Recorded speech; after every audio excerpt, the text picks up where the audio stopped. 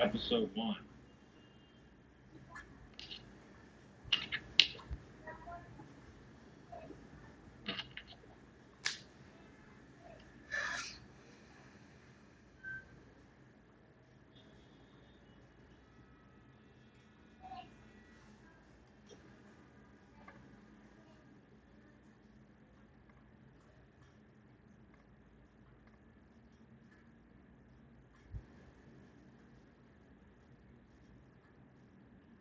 So as you know, I've been traveling a lot,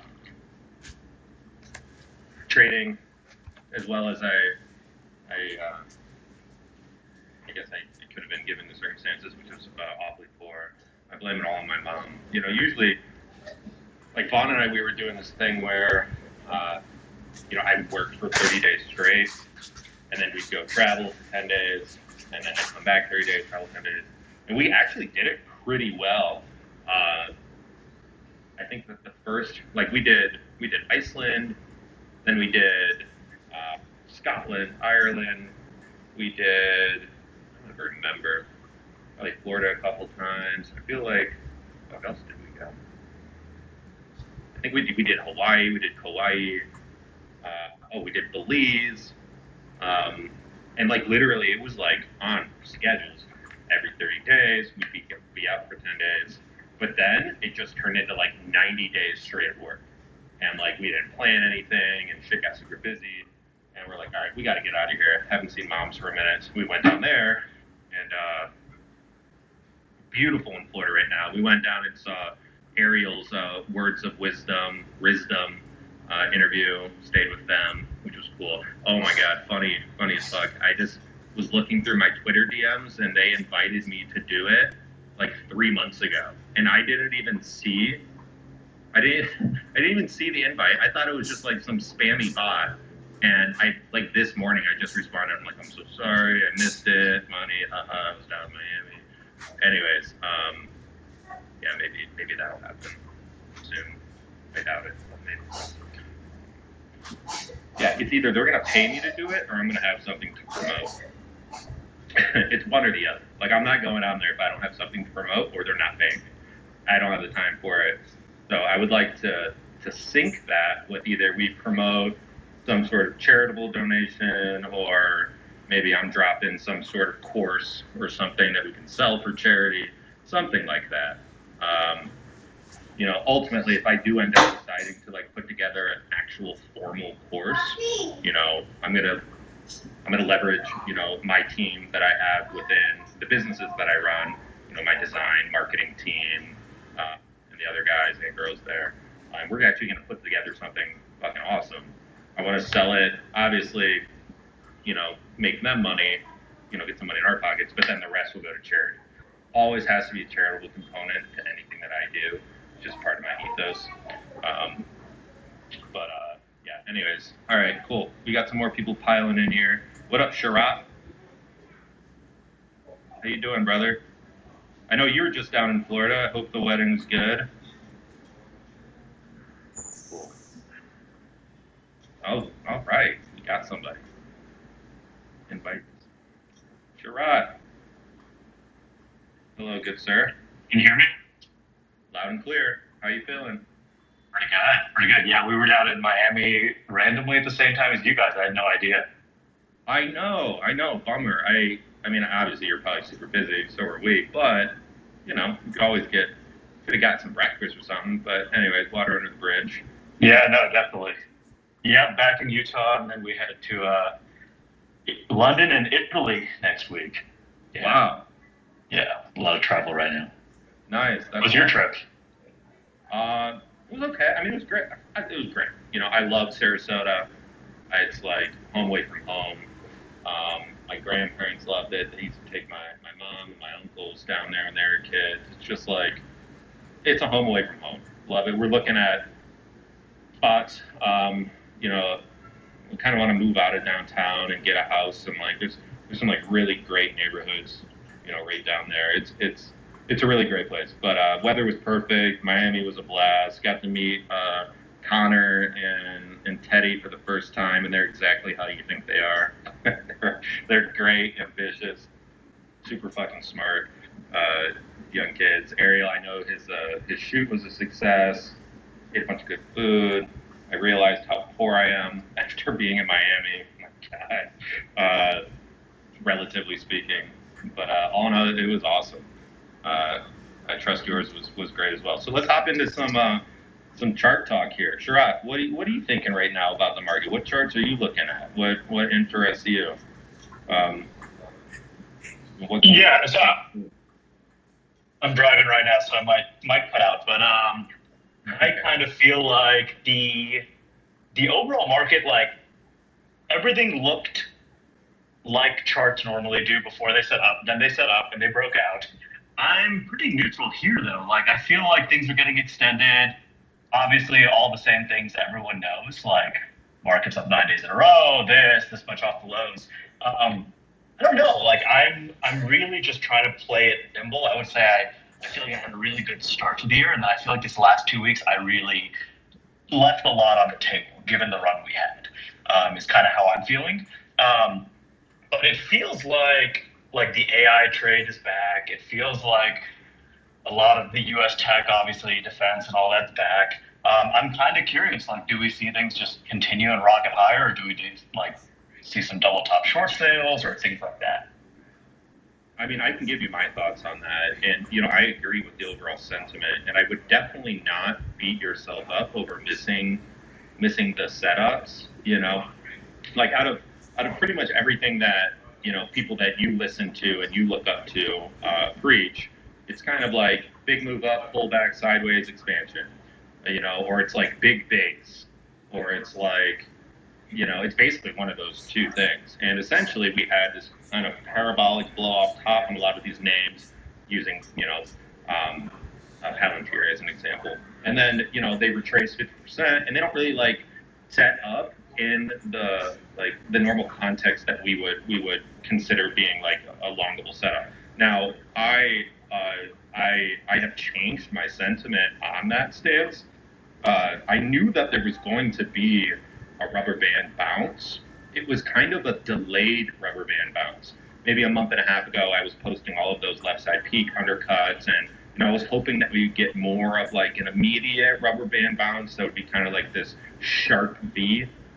But instead, we kind of got this kind of like grindy, weak bounce, and then we faded lower, and we created this double bottom.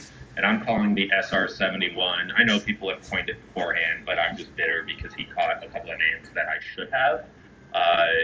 So I'm calling it the SR71. Or that would be the kind of like nickname. The real name would be just classic undercut rally, where we see this kind of this sharp bottom put in. We get a bounce, and then we get another sharp drawdown, creating this W bottom. The second bottom undercuts the first, and then we kind of spring back to life. Water, tennis ball underwater, beach ball underwater sort of action. The problem still though is no base, no like actual meaningful base, and it is a big move up, and that's where I missed out. Where it's not the traditional big move up out of a base, pull back, create a little flag, and go. It was more so hey, we're falling off the face of the earth, we catch bottom, we make a really big move up, and then we're kind of back. We flag, and then we go. Like in Palantir, I'm going to pull Palantir. So we have ran from these kind of flags into a bunch of left side peaks. And whenever I see these, this is like mean reversion to mean reversion, right? So it's like it's mean reversion. Yeah, exactly. It's a rubber band down, then a rubber band up. And I think that we're going to have a snapback. We are 9 days up. Qs are running into the 200. The moving averages are still completely shit on the Qs. Let me pull the Qs. The hundreds over the 200. Price is still under the 200. This is great, meaningful spring back. From a catastrophic, some of the sharpest selling, in recorded history. A rubber band bounce is expected, but then your rubber band gets a rubber band. It's like the volatility. The first leg down is the most volatile. And then you have like a 75% leg back up, which is also extremely volatile. And then the next down, right? You're compressing, you're consolidating the volatility, right? So I expect another kind of snap down, maybe a breach of the 200 here, run into the 100. I know some really big players that are also thinking this, that are positioning themselves short, just because like I don't know how you take a long here. And so I know that was a very kind of long-winded way of getting around to like what you're thinking, but it'd be difficult for me to take a long here and expect it to move away from my average meaningfully and stay out. I think that we do need a pullback, a little bit of a consolidation, actually probably a lot of consolidation, before we get a meaningful leg higher. But then again, though, all of this started with a headline, so it can, I think, be cleared up with a headline, right? So if it all started with the headline that is, hey, we're gonna have tariffs, global tariffs that could change the course of global economics for the meaningful future, and we don't know what that looks like yet. Okay, that's like the worst possible thing that you could tell serious market investors or participants. You're essentially saying, we don't know what the fuck's gonna happen, but things are gonna become more expensive. That's what you're saying. And we don't know how long it's gonna take, and we don't know any sort of resolution, okay? If all of a sudden that is now reversed, then we should expect that we should go back to highs and then some. It's like interest. Because if this never would have happened in the first place and earnings came out the way that they've been, we should reasonably expect us to be higher by now. So, and that's the scary part of it all. If you're short in any of these positions, if you're short, like say we're running into the 200, the 100, and we're short, but then some positive headline comes out where we struck a deal with China, you're getting reamed, right? Like that's just what's going to happen. And we don't know if it's going to happen or not, right? The opposite could happen, where the two get in the room and shit escalates, it even gets worse. I don't know. I don't really see that happening, but it could. And then all the longs get toast. But I do know that we've had some serious price movement, some serious volatility in a really short term. And I think that for us to go meaningfully higher in the short term, like for Palantir or CrowdStrike or Roblox or any of the other ones, Spot even, which are all strong companies right now, definitely. But they're all setting up for double tops. And I've seen several other double tops set up and play out already. And it just makes sense, just due to the snap down, snap back up nature of the charts. I just don't see them meaningfully going higher when we still have that headline risk and no real resolution. How are investors investing up here? That's like my kind of thought. It's also like, how are investors not taking any exposure off if they haven't, if they got caught on the whole thing? I think I'm thinking the same thing. It's like, are you going to press longs up here? I think it's one thing to run things that are working. I trimmed a bunch of stuff on Friday. I added one new long half position, and then I added a couple shorts. And I feel like the most bullish thing would be like a 5-day choppy pullback, let some of the moving averages catch up, and then continue higher.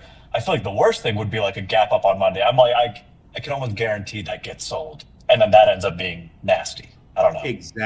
Exactly. Well, no. Yeah, no, exactly. It fucks the charts. Like but we still have all these earnings in the way, right? Like most Mag 7's out the way. We have NVIDIA as the anchor at the end of the season, per usual. I think the way that you handled your portfolio is perfect. I think that if you're long Palantir from where Ashton's long Palantir or SR71's long Hood, like you're perfect. Hold them, trail moving averages, obviously do your thing. Me, I'm not. I'm not. I'm long 4 names in my main account and I'm flat in the small account.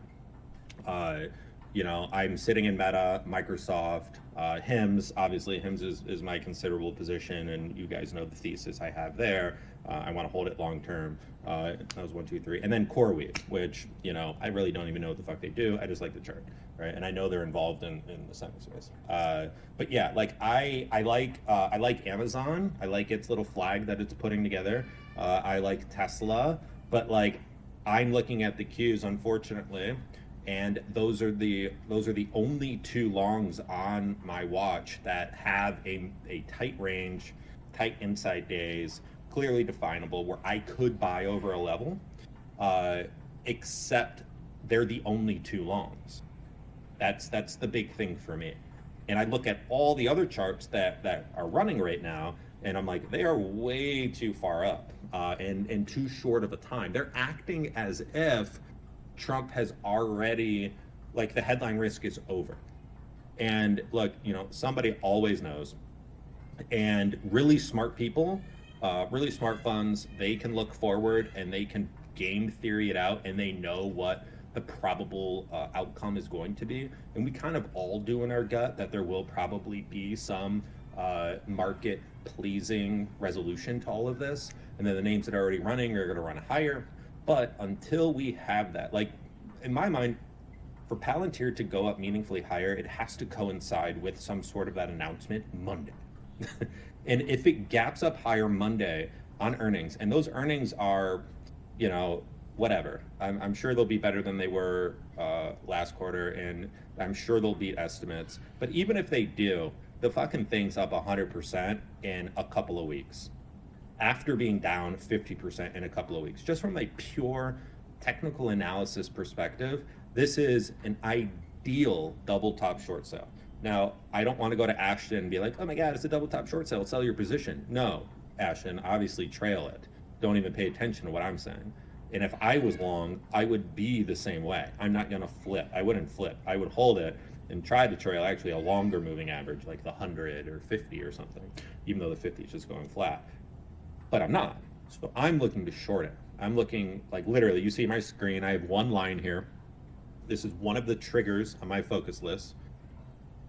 If it breaches and then fails with velocity, I'm going to enter. I'm going to take it. And it may be a 1-day trade, it may be a 2-day trade. It'll probably bounce off the 10. But like if it breached 30 or 130 and then comes down, that's a 20% trade probably in like a day or so. And who knows, it may go longer. It may come down to this gap level, which would make a lot more sense to me. If it kind of breached and failed and came down to about here, be about 20%. That might even be too far down. But then we look at the weekly, and then we start seeing like a real like base being built. Or who knows? I really don't know. I hope these things just don't run. For Ashton's sake, I hope it runs to 200. But for everybody who's like kind of missed, I guess, the plays, I hope that it doesn't. I hope that it consolidates. Honestly, like the perfect scenario, it's weird. It's so weird because it's pressing the left side peak. And I've been thinking about this chart nonstop for the past week. It's pressing the left side peak going into earnings. So if it breaches and fails and then consolidates, the chart is just going to look fugly. It's going to need even more time to set up. But like I can't imagine a world where they announce earnings and it just has a muted reaction, right? Like it's either going to go fucking berserk or it's going to shit the bed. Like there's not going to be a muted reaction here. But we, like Sharat, like what you were saying, we kind of want that muted reaction. We kind of want it to like the best scenario would be like this little flaggy thing that sets up, lets the moving average set up, and then we go boom, right? I just don't see that happening with earnings in the web. That's the thing. And I just don't really have many great setups. Like I love Tesla. I like what's the other one? Amazon. But it's still just in this donker ass range. Like it's just like they're just like these huge ranges. Like, who loves this? Like, raise your hand if you love this. If you love this, your mom doesn't love you. Like, I swear. Like, like you can't love this. Like you have a fish hook of a 20 weekly SMA. It's still a fish hook down. Like you don't love that. It doesn't love you, right? You know, if you look at like Amazon's a little cleaner, but still, like it's below the 10 weekly still, which is equivalent to the 50 daily. Um, I don't know. Like crowd, like this is just like perfect double top. It's just perfect. Or it's like, you know, it just needs a lot more range building. I just don't see these names. And I feel like Ariel. It's like we flipped the script. Ariel's permeable now, and I'm just like bearish. But like, I just what? It's just gonna fucking rip to 600. It's just gonna rip to 550. Maybe. I mean, maybe it will. I don't know. If it does, it'll give us a great continuation play. But like what I see this.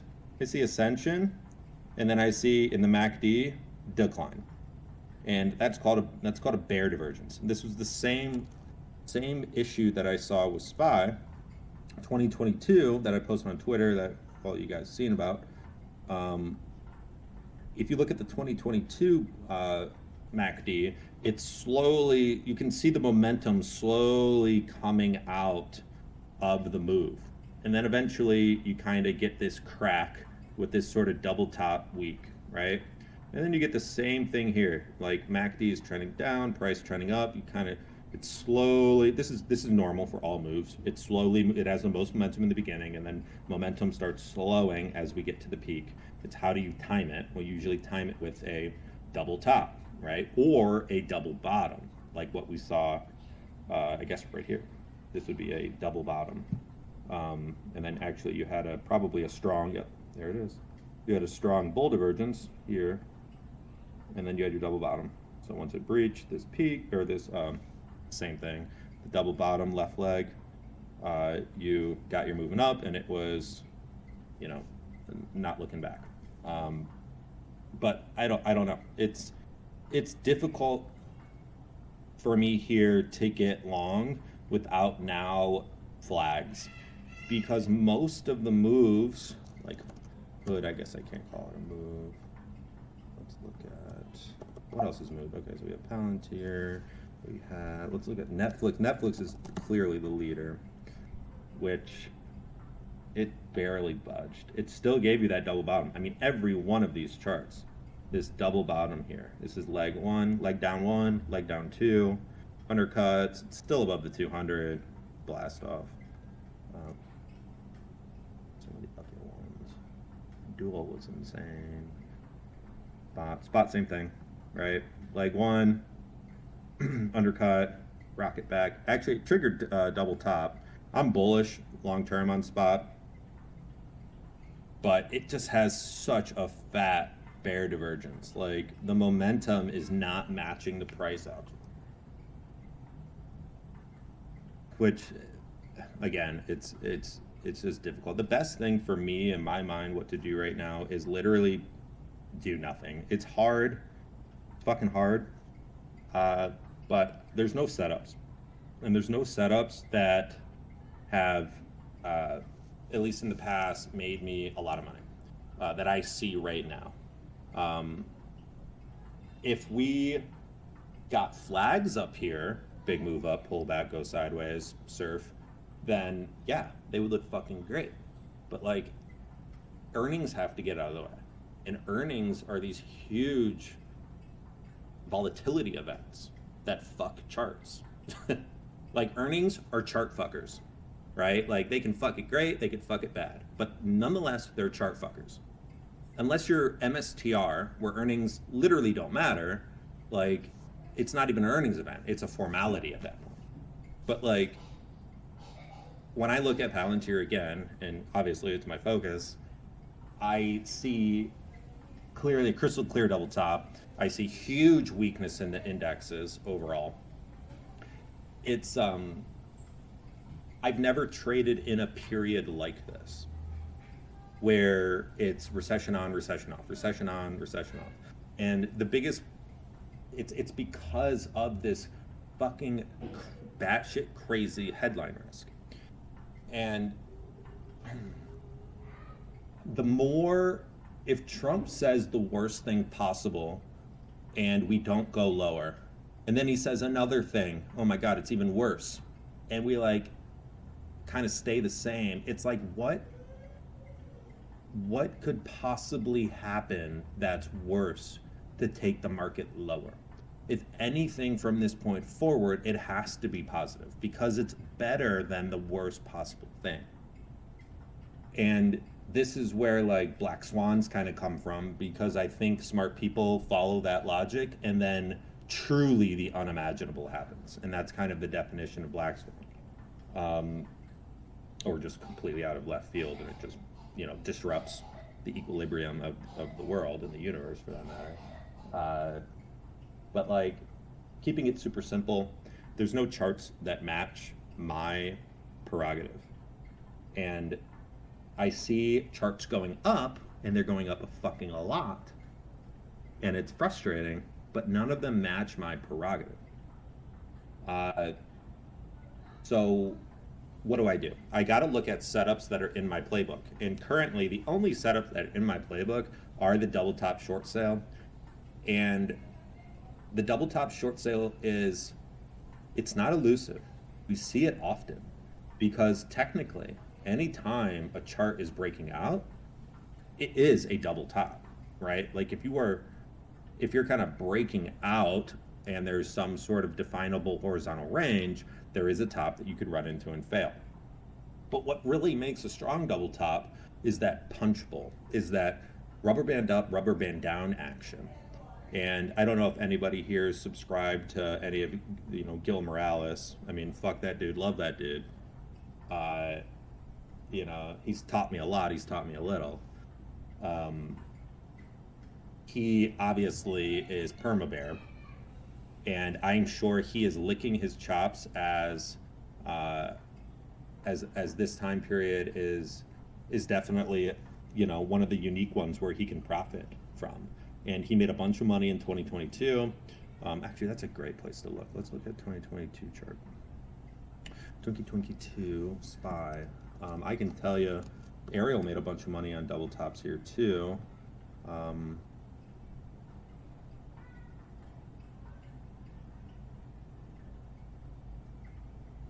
even know where I am. 2023. Oh my God, it's that far away. I need to go back. Here we go. Okay, so let's just pretend that this is 2023.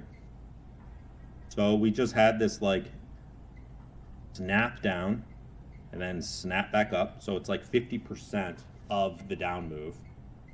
We rubber banded back up. We ran into these overhead moving averages, of which were not the 200, which is kind of interesting. I mean, we went so much sideways in the current run that the 200 caught up, and we just shit the bed below it.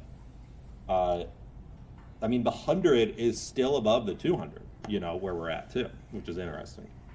So you had this like big snap down, big snap up, and then right here is where you had like your first nice round of double tops.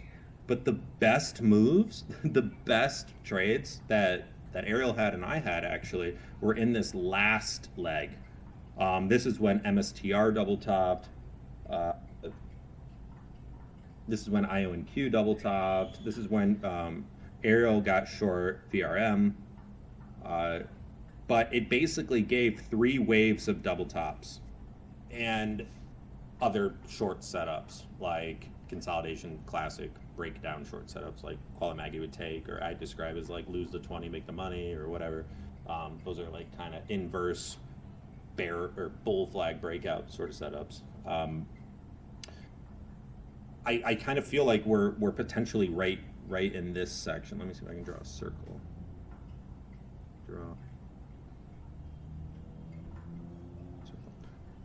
We're like right here. And for us to push higher and make new highs in the Qs, I think all of the tariff uncertainty has to be resolved. And for Palantir to like push higher and really, really, really run meaningfully, I think that like all that stuff has to happen. Or there could be this outlier group that's unaffected by the tariffs, and Palantir could be one of those, right? And so maybe if we look at all the stocks that are actually running right now, are they unaffected by tariffs? And is that what's really causing the juice? Which is really possible too. But again, I'm just going to keep going back to the fact that I don't have any meaningful setups that are within my playbook. So what do? The only ones I have are the double tops: Roblox, Palantir, Crowd, Bot, all of which are obviously the strongest right now. But like this right here is classic double tops. Fuck Roblox, by the way. Fuck this company. But that's classic double top. Will it just blast through and go to infinity and beyond? Maybe. Who the fuck knows? That's the beauty of taking trades based on triggers. If it doesn't trigger, you do not take the trade. So like, for example, GH, it triggered a double top. Not nearly as dramatic of the punch bowl as some of the others, but it triggered a double top, and it could potentially fail this base, while Dual did not. It just blasted through and didn't trigger. PLTR could very well do this, or it could go the other way. And that's the great thing about trigger-based trading is you don't take the trade if it doesn't trigger. It's so simple. Like, I'm not trying to take, like, I'm not going to short this right now. There's no point.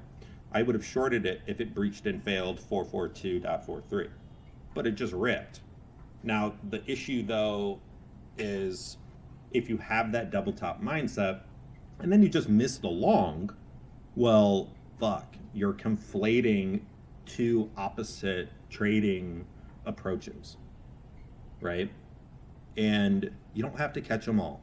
You definitely don't have to catch them all.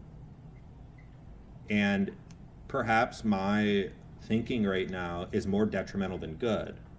But looking at 2022, which by the way is not defined in my system anywhere. Nowhere in my system does it say to look retroactively at previous periods and make trading decisions in the now based on what we saw in the past. That is nowhere defined, right? So I shouldn't even be doing it whatsoever because it's imposing bias on me that is self-inflicted and ultimately just confusing things, right? But I've already done it. I can't unsee it, right?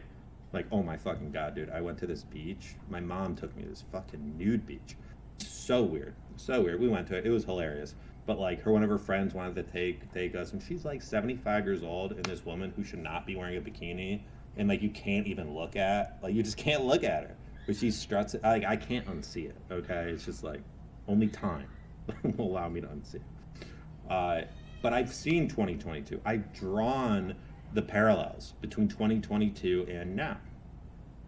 And I know that we are in the perfect spot for double tops to trigger meaningfully. I know we are. But is that the system? And it sucks. It's like something that I have to think through and level with. Like, if there are no meaningful, like if there are no long setups that meet my criteria, but there are potential double top short sales with the macro environment for them to trigger and meaningfully follow through, do I just ignore those knowing that they exist? Or do I act upon them? And if I act upon them, is my bias down? How far down are these stocks going to go? They are the leaders. And then what happens if Trump just best buds with Xi? They both invade Taiwan together and live happily ever after, and the world's great. We now have U.S.-China merger, right? Okay, then what? Fuck, right? Now I just missed everything else because I'm sitting there short. I don't look at any of these potential double tops as meaningful double tops, shit the bed, retrace 50%, market's going way lower. And it's the whole thought process of, it's so difficult because as you begin to start thinking that way, Now all of a sudden you're becoming an economist and a fortune teller. I can only be one, and I prefer to be an accurate fortune teller than an economist, for sure. And I think that the way that I do that is just by looking at the length and quality of my watch list, and looking at long setups that meet my criteria, of which we do not have any right now. So the simplest approach and what burns the most is because you see, you know, these guys crushing these longs right now, and if you miss them, the simplest approach is, quite frankly, you fucking do nothing. It kills, it hurts, it burns, but you do nothing. And if you're already long, you also do nothing. You just follow your moving average. So me, I will take a double top trigger. I do not have a solid plan for how low it's going to go. I need to think, if it does trigger, I need to think through that. But in my gut, it doesn't say that PLTR is going to retrace the entire move, shit the bed, and go lower than where it was, 2 months ago. Like, why would that happen? And there you go. You see me following, back down the path of trying to be an economist, right? I think right now any short setup is just a short-term scalp, a swing scalp. And it's something to do that's going to essentially be that kind of third snapback. So we snap down, that was the biggest move. We snap back up, big move. The third move down will be a snap down, which was what bulls want and we need for setups. But it's going to be half of the second leg. So if you think of leg one as 100%, leg two, the retracement will be half of that, and half of that, and half of that, and half of that. That's essentially the VCP, right? So Palantir is just up 100%. So if it's going to snap back, it may give me 10, 20% at most on, a relatively large position size, which could move my account in the short term. And if it just rips fucking higher and there's no setups, there's nothing you can do about it anyways. Like, you can't just beat yourself up over it. If the market just wants to advance from a setup-less place, that just increases my conviction in shorts. You need consolidation. You can't, even I don't even know. I don't know what would have to be said or done to just skyrocket at us back to highs plus interest. We're still in a tumultuous sea of, uncertainty. People longing China right now, it just terrifies me. I don't know how you could do it. Not to say that the risk isn't always there. It is always there that something can happen between China or ADRs could get delisted, which is just hogwash. I seriously don't think that's going to happen. But it can. It actually can happen. It's Occam's razor. Well, not Occam's razor. What's the other one? Moore's law. It can happen. And this is why position sizing is so important. If I were to take BABA, there's no way I could take in my account. There's no way I could take more than 10%, right? There's no fucking way. I don't care how good the setup is, and I don't think it's great at all right now. I think the chart looks like shit. Let's look at BABA. No, there's this nice little flag right here, but what are you gonna do? Buy this gap up and be stuck in this little doji under the 50? No thanks. I'm good. I'm good on that. But the chart looks decent overall. It looks good. I bought this candle. And actually, no, I think I bought this one of these. And look what happens, right? I don't know. I think this is the perfect time to be so simple and just look for setups. And there aren't any. EOES is a setup. I saw somebody type that. It looks great. It looks fucking great. Big move up. Long orderly pullback, another big move up, getting tight, higher lows, surfing above the 10, all that. It looks great. It has pretty, kind of choppy chart history. There's no big, super clean linear moves, kind of because it's been in this base for ever. Still in this base, and it's up 4 weeks in a row. But still, it looks pretty decent. It just says earnings though. Like there's nothing you can do, right? Like you can't do anything. You just gotta wait for earnings. Like Dash, like this looks great. It looks amazing, right? There's nothing I can do though. It has earnings ahead, and I don't know enough about the company to like kind of front run those earnings. You know, if I may have bought it like way down here on its initial like actual game changing EP where it has never really looked back, obviously I'm holding earnings, but I can't buy it just a couple of days ahead of earnings. There's other stuff. MSTR looks great. Again, it's running into that 400 level. Can't really buy it here. It doesn't have any like power to the move. It has momentum, sort of, but it's like powerless momentum. It's not really on elevated volume. It's just kind of floating higher. You know, it didn't flinch on earnings. The negative $16.50 EPS is hilarious though. Like it's so funny to me. Like negative $16.53. That's absurd. It just goes to show that earnings mean absolutely nothing for this company, at least right now. But like this one would be a perfect one to like kind of chop around and, you know, build out a flag that we can buy. I think that if it just expanded through the level right here and just kind of broke out, I just like couldn't buy it. I don't know. I just couldn't do it. Because last time I bought it, and I actually had, you know, my career largest trade. Let me get a bigger time frame on here so you can see it. It broke the 200 level. Like, look at this big, beautiful range. Like, insane range, okay? Like, beautiful. Clear level. Clear as day. I bought it here on this day, October 17th, where it undercut and reclaimed. It just doesn't have that now.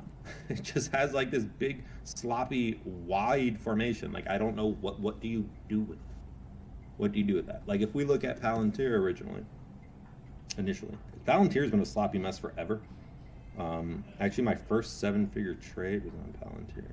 This was the initial EPM Palantir, all the way down here. This one was my first 7-figure trade. But it built this giant range before advancing higher. Man, it's just been a sloppy piece of shit. Like, look at this. Look at this ER candle. Like, hello. Just shits the bed. Or look at this ER candle. Shits the bed the other way. Like, it's just, like, its earnings, like, never work out very well. Like, it never really reports, and it works out, like, great. Like, this was a good one. Actually, I take that back. This was a good one. I guess the last earnings was all right, and then it ran into Trump's rhetoric. But, like, I just don't know what we do from here. Let's look at other charts. Hood, I really, really like. It's probably going to give me a delayed. This is what I'm going to own long term, like HIMS. HIMS, I really don't want to sell until it's, you know, a couple $100. Hood is another one. It's still cheap enough too. I mean, it's less than $50, and they have so much promise. There's just so many ways for them to make money. Man, if they just had a better like trading. That's the problem. They're moving into trading, and that was one of the issues on their conference call. Is like they highlighted all of the traders that are coming, and like I'm like, oh, you get all these novice people, and you're offering them the ability to like trade easier. They're just gonna blow up, and you're gonna lose your customer base, which is kind of a problem with me and HIMS, or I'm sorry, a Hood. Let's see. Does anybody else have any charts you want to look at? All right, I see RR. That's good. Art looks good. I got a line and I got an alert. Yeah, it looks good. It looks good for a breakout. The moving averages are so tight. It feels like SOUN kind of, which was the best trading stock in the past 2 years. Unbelievable the moves that SOUN made. It feels like SOUN here. That's kind of what it feels like. So we might get like this nice couple of day move. But still though, I don't know. Fuck, let's just go through a scanner. How do we do that? Final scan. Here's the scan that I use. Let's see what it's producing. Pony. the pony. Big move up, pullback, needs to get tight. Got earnings, which I don't think matter. Next. Wolf is one that many of you know I've done a lot of DD on, and I like a lot, but I have my own trigger set for Wolf. They have to report momentum and sales before I buy them, but it's made a big move off the bottom. Dual's top a top EP, like momentum watch for me. Hope it kind of gaps down, like gaps down and then can breach. Can go back through that left side peak, or I'm sorry, can go back through the high volume level. Yeah, Odd did that. Where Odd kind of came down below it, below the earnings candles, or close, and then breached it, and that would have been kind of your buy spot. You would have been red a little bit on day 3. You can also just wait for a flag to set up, but this is definitely EP potential. AUR is a nice big base, but it's just choppy, sloppy, no history of making good moves. CoreWeave I like a lot. I'm obviously already long it, but it has huge volume, huge volatility, big range, super liquid, hot theme. Who knows where this goes? It could do what Reddit did in the beginning. It reminds me a lot of Reddit initially, where it kind of blew off the top, went 100%, and then came down, consolidated, and then it went, a couple 100% from there, maybe 100% from there. Yeah, 100% from there, for kind of retracing and building a larger range. But that's where I see CoreWeave. I see it easily testing this peak or even higher. I expect like 100% move out of it, and that's what I'm looking for. Rigetto, really nice. These quantum names are holding up so well. I mean, this is kind of what it's like RR in a way, right? Like RR, RGTI. Okay. RGTI has held up much better. It hasn't even gotten close to the 200, which is awesome.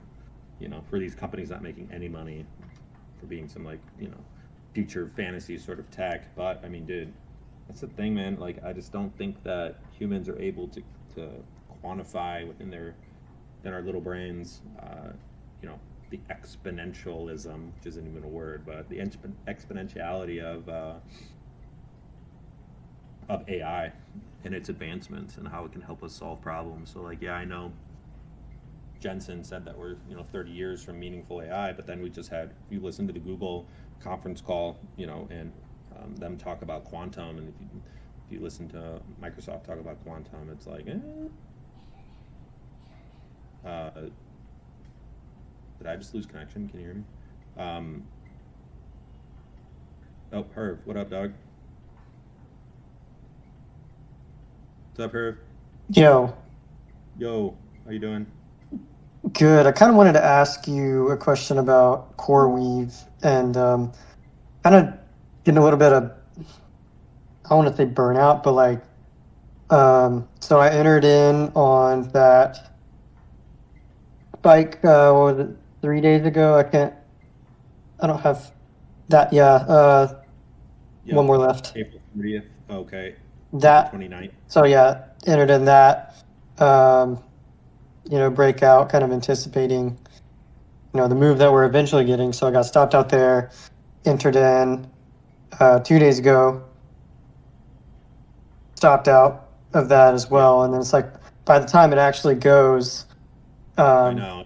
it's just like I'm already a little bit exhausted. So I just kind of want to hear your thoughts on I know it's still, setup is still there and you probably should still take it, but sometimes after you've been bleeding so much, it feels like you should pass on that. So the setup is not there anymore for you, in my mind. You may have, I don't even know. I don't know where a respectable level would be to buy now. I bought it here. I bought it off the 5-day SMA on 424. which is not like typical of what you guys are used to. You know, the only way that you could possibly still be in this is if you bought. I don't even know. I probably still stopped you out. We'd have to look at the intraday price action.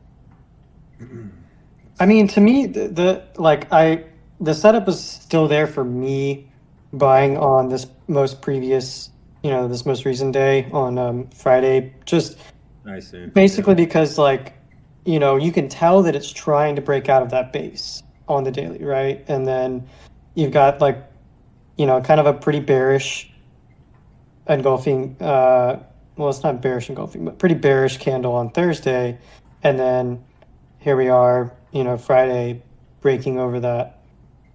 It's kind of like a mini short drop candle, right? I hear you. It's just not clean. It's just not a clean setup. So like, for me to buy it like within the last couple of days. All right. So say you bought it on Friday, right? Like, I had a line here, 46.50, but you're still very far in front of previous high day.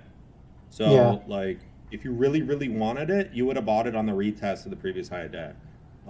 Or you would have bought the breach through previous high day with smaller size and used, I don't know, somewhere down there as your stop, below 46.50. It's a tricky one because it just hasn't moved cleanly. That's all.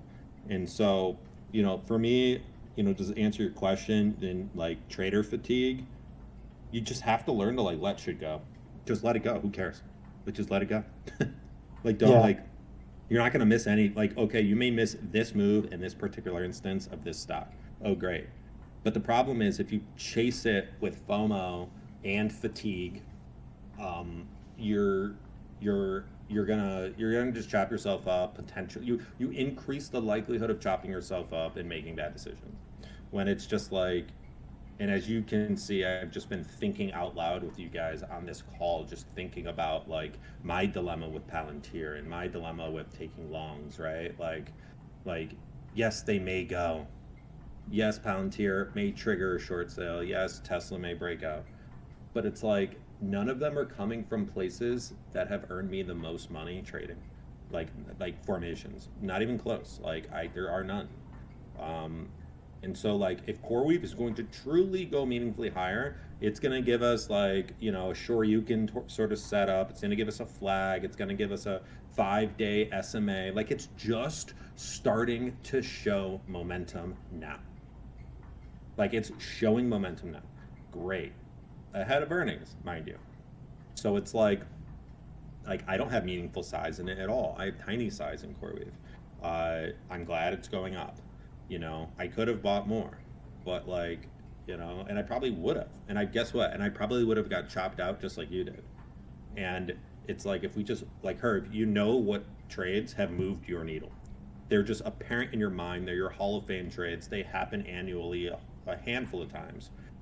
What we need to do is we need to focus on those. My kind of biggest blunder is not looking at the double bottoms across the opportunity set, like in CoreWeave and Palantir and a few of the others, and not taking that flag off the big move up. So I did it, and it's really funny too. I did it here, like on GEV, for example. So GEV kind of had like this shit the bed candle, and then it had a big move up. 9/11. Hold on. Where's 9/11? There's the whole 9/11 trade sequence that happened last year. Yep, that's 8/5. 9/11. Cool. Yeah, right here. So kind of like that tennis ball underwater action where then it bounced back up and then it ran. Another one was actually dual on the 9/11. Yep, right here. So sell off, and it kind of has this bottom pin reversal, comes back up. But the problem was not recognizing this as that big move up. That was a 50% move. Yes, it's back within the base of where it was just a couple of weeks prior.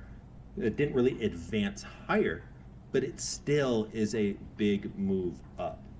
And it had a big move up, it pulled back, it got linear, it started surfing the 10 and the 5, and it expands, right? And then the thing just runs for months.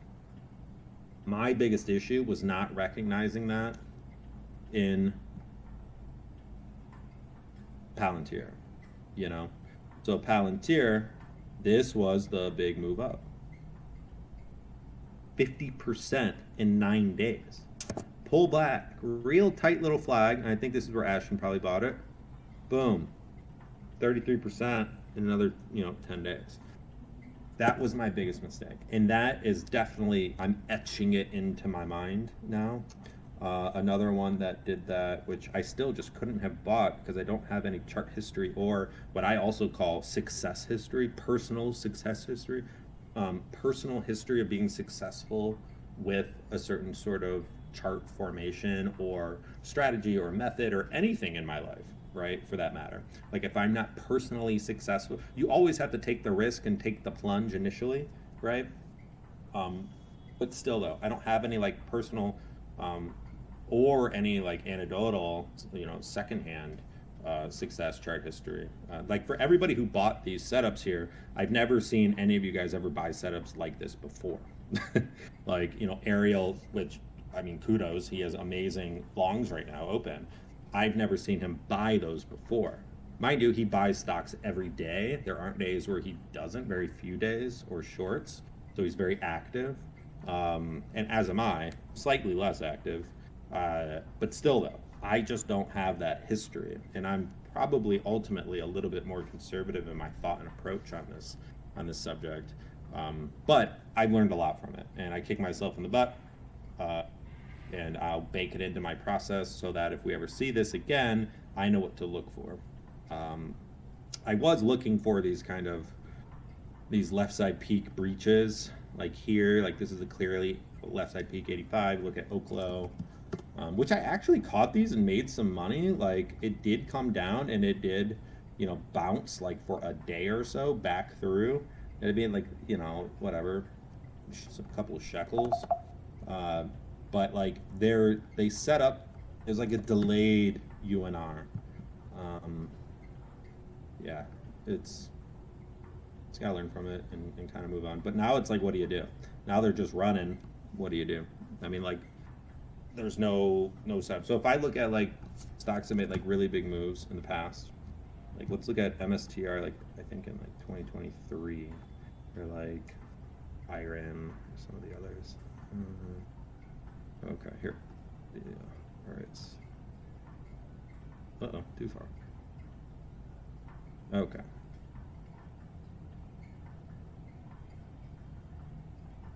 So MSTR is kind of grinding out, makes this big move down, and then it should have triggered a double top short sell. It kind of did.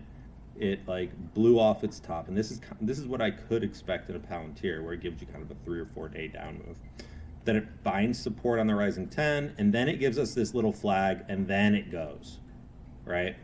Like that's what I would be looking for as a long in a Palantir, or as a long in MSTR, or as a long in any of these leading names right now. So I think the immediate trade sequence is going to be some sort of, weak at max down movement, allowing the faster moving averages to catch up, like we saw here in MSTR, and then we get this tight formation, preferably under the line, so that we get a UNR, and then we just rock. And so let's look at Palantir now. Like, how easy is it to imagine that, right? Like, it just makes sense, where you kind of get a breach and fail, it pulls back down, it undercuts the line, finds support on the rising 10, creates a little flag, and goes, right? Like, that to me is the ideal sequence, which still keeps Ashton into the trade. He'll have a little bit of pain over the next week. Still keeps him in the trade.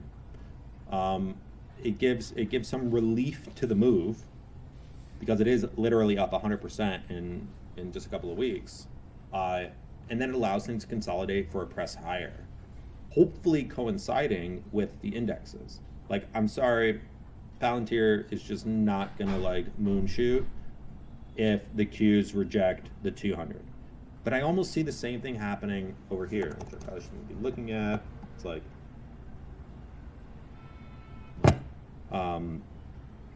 I kind of see the same thing here, where the Qs kind of hit 500, which is the highest moving average, kind of fail, come back down. Now, how far down do they go? I don't know. Hopefully just flag and we go higher, because I make way more money long than I do being short. And we kind of go from there. But like, current state of affairs are this. We just had a huge sell-off, sharpest we've ever seen. We just had one of probably the sharpest snapbacks we've ever seen. Okay, where do we go from there? Do we consolidate some, or do we just continue up? All logic says we have to consolidate. And for that to happen, we need to pull back down and then go up, down, up, down, up. Let all the moving averages straighten out. Give us setups that we can actually be actionable on. So her, long story short, yes, CoreWeave, it just acted like a bitch. That's all. It just acted like a bitch. Don't beat yourself up on it. Let's wait for the continuation setup, because all these meaningful moves have multiple legs, and we want to see that initial leg. Hopefully, though, the bottom effect, like that bottom first snapback, wasn't the first leg, and we're already into leg 2, which we kind of are. It's not like a hard rule where it's like, the stock could have 3 legs, but yeah, these stocks have made incredible moves recently, and they're all running into resistance.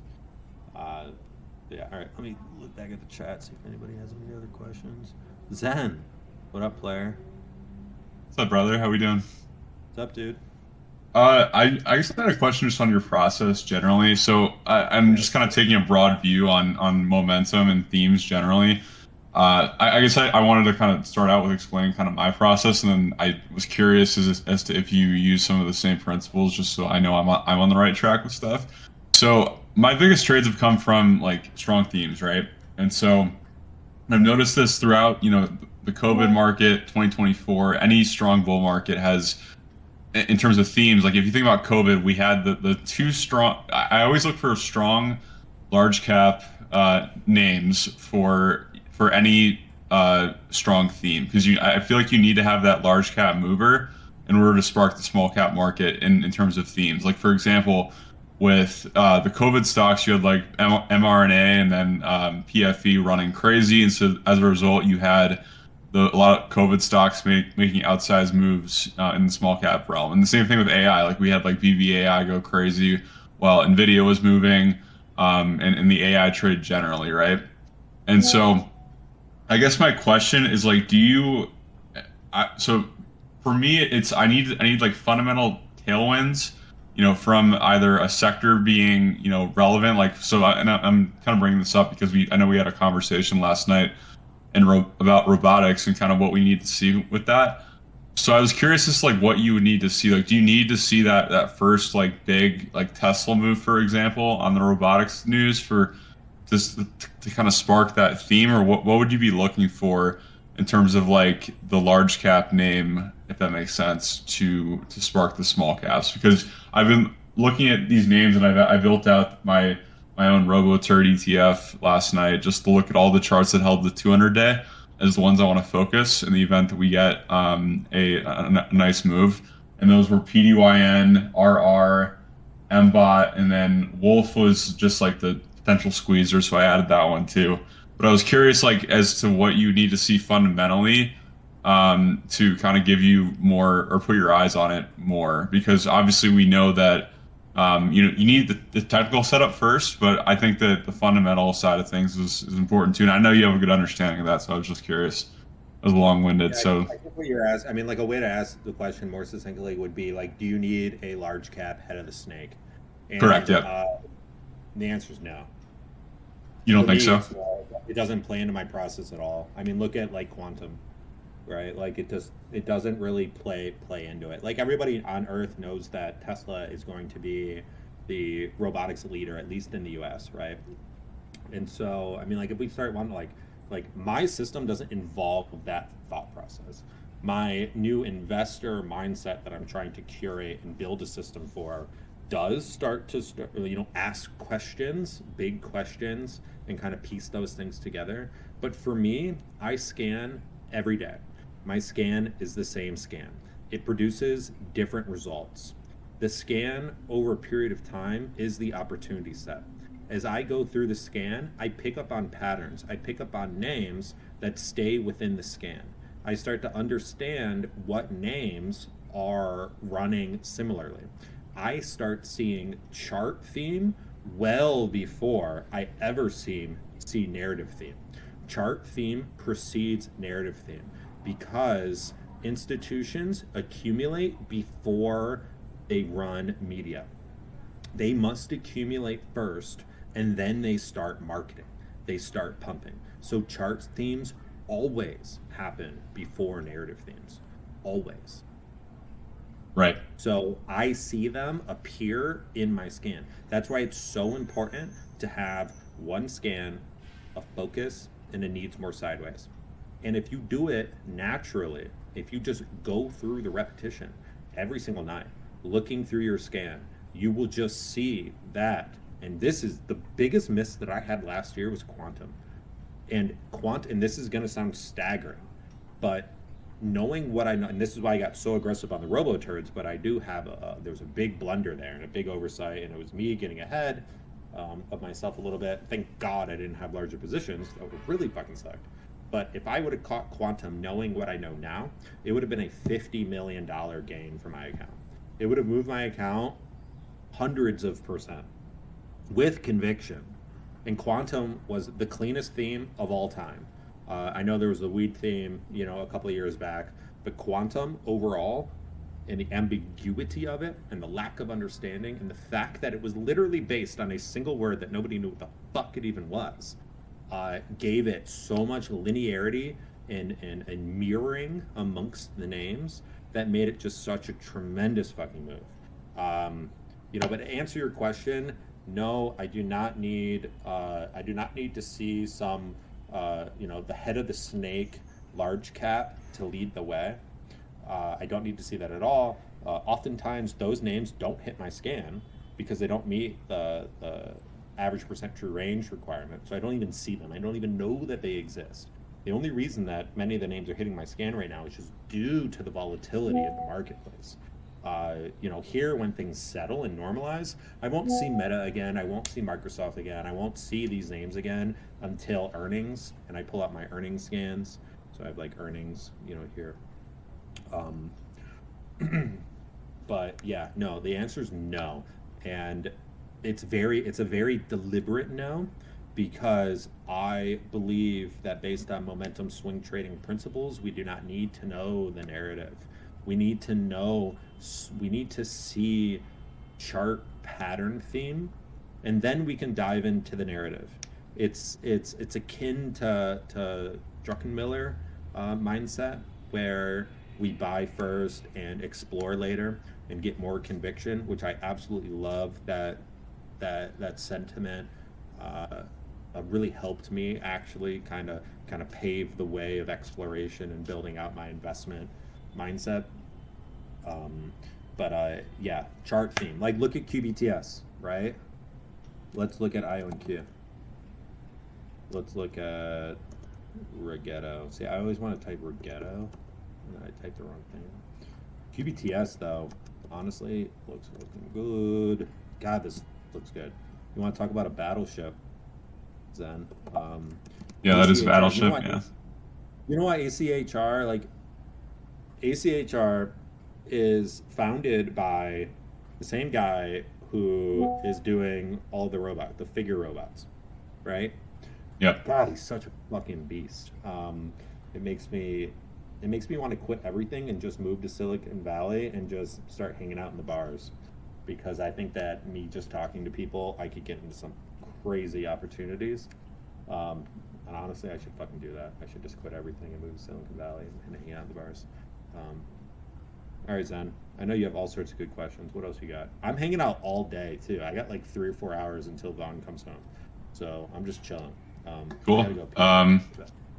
Yeah, I guess like my second question is like I guess I shouldn't even ask this because you just explained your whole philosophy with the watch list. But I'm like, as we were talking about last night, the robotics trade is just like front and center in my mind. Like, I'm looking at all these names, like your RR, for example, like PDYN, MBOT that held the 200-day moving average like during that correction, and I feel like there's that secondary move coming. And if you look at the weeklies on those, like they built out some really nice bases, holding the rising 20 on the weekly. And so I don't know, like I really want to like start accumulating because I feel like generally, and this isn't a question, I'm just kind of just talking out loud, but like I'm wondering just generally when that trade is going to start. It makes me so curious because I know it's going to be insane once it starts, but I don't know. Like, I don't know, I'm just kind of bullshitting. I'm not even asking really a question. I'll think of a question, but yeah, I want to get back from the bathroom. I didn't hear a thing you said. I was hoping that you'd get it out first and then think through it and then. Yeah, I do kind of like. I don't have concise questions. I agree, but You can't fire Dr. Luca, Tanner. He's unfireable. Dr. Luca is a statue that is built at the base of the temple that is Day Trader Rehab. Dr. Luca is my favorite Day Trader Rehab member, and we should all treat him with much respect. I love Dr. Luca. Man, there's so many new faces here, dude. Ever since we dropped the price to $45, hell of people have joined. I don't know any of these people. Who's Russell? Russell? What's up, Russell?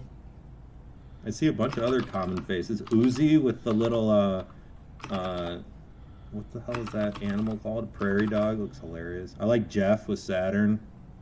See, dude, like, I look at, like, stocks, and I don't know what the fuck they do, so I, like most of the time I don't know what they do, until I see other ones bear chart similarities, and then I kind of dig in. But, like, I don't know. I just like create things in my brain of like what they are.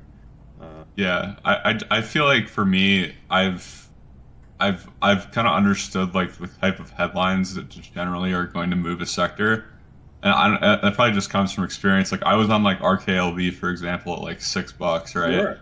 And I was the Muslim one, yeah.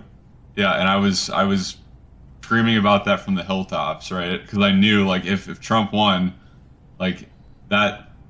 The government tailwinds from that was gonna send this sector to fucking Mars, for lack of no pun intended. But so like I do have like that fundamental thinking, and I was talking to Ariel, and Ariel told me, hey, just look for the chart pattern first, and then build out the thesis based on that. And I think that's just kind of that Druck mentality you were talking about, which I think is Ariel gets that from me. Ariel's more like you in the thought process, where you guys are like too smart for your own fucking good. You guys literally look at all of these things, right? And which is great. You guys pull in a ton of information, but it's not needed in the immediate. And it's natural to want that information. It's natural to want that information to make long-term decisions, which is where your guys' skill set actually is, but it's detrimental for momentum swing trading. And that's kind of I'm gonna see if I can get Jack on here. Jack. That's kind of like, cause we were talking earlier today. That's kind of the disconnect. We are on voice. Get on you, fucker. I think he's gonna hang out with his girlfriend. Fuck your girlfriend. Wait, actually don't. Hop on voice with the boys.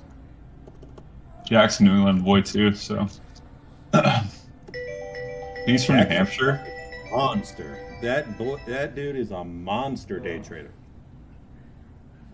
He's look at my MNMD actually just snuck above the 200-day on Friday off of that $5 level. Like the way, so part of the reason why Ariel started his group was to really allow people to laser focus in on his trading style, right? The way that he does it, which to me is a really great way to do it. Obviously, he's made a bunch of money. It's hard to teach though, because it involves many moving parts. So what I've done with kind of my strategy and the reason that it was built, and obviously you guys know I'm super systematic, it was built to give me freedom to travel and to run my other businesses, but yet be very profitable, to maximize profitability within the narrow window that I have to allocate to looking at the markets. Okay, so that's why we have a focus on high ADR. That's why we have a focus on very simple setups, a very consolidated brokerage or a software layout, right? Like we have one chart, one scan, one objective.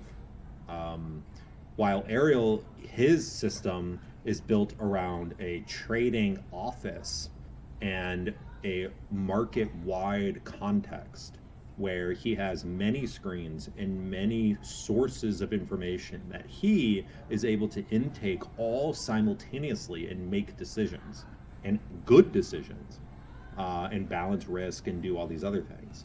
Ariel is a hybrid between a portfolio manager and a momentum swing trader.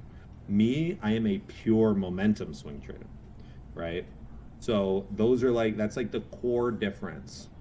Where he's set up for I think he's set up to make a ton of money long term, and the larger his account becomes, the more important the larger picture becomes. But I think that you can make $100 million without knowing anything at all about the larger picture. And I think that you can make it much faster than if you did. Now, the issue, though, becomes, much like day traders, is like they're like rich children, essentially. Like they make a ton of money day trading relative to where they were before, but yet they know nothing about the actual world. They know nothing about the next step. So, like, when they try to transition and scale accounts, they have no fucking idea what they are doing, because all they've done was scout moves, they know momentum, but they know the patterns better than anybody else. But they don't have balls to hold shit at all. Like, they can't hold stocks. Like, they can't slow down. They can't not click the button. That's why the 30 EMA magic kind of strategy exists. More so, it's a way to like get into the routine and the mindset of swing trading, but it still allows you to not like carry overnight risk, sell the same day, etc.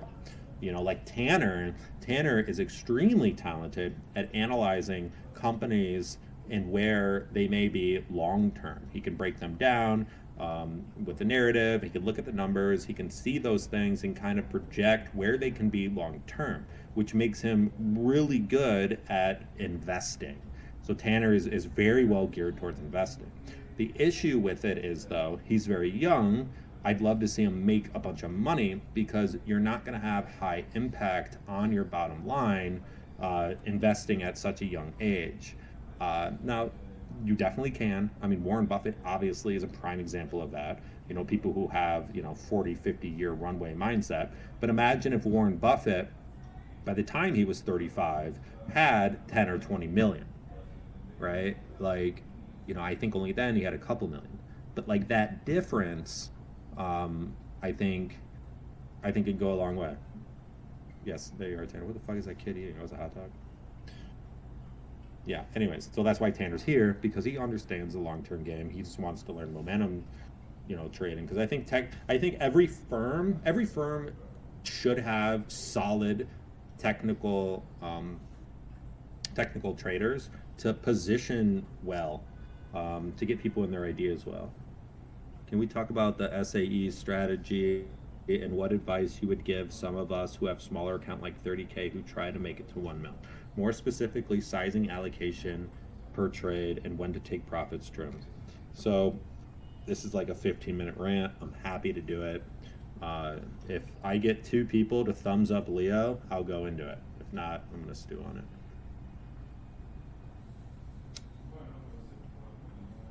All right, seems like there's some interest. Okay, I'm going to reread this question again. All right. Can you talk your SAE strategy? So my small account edge strategy. And what advice would you give some of us who have smaller accounts, 30K, who would try to take it to 1 mil? Okay. Swing trading, obviously.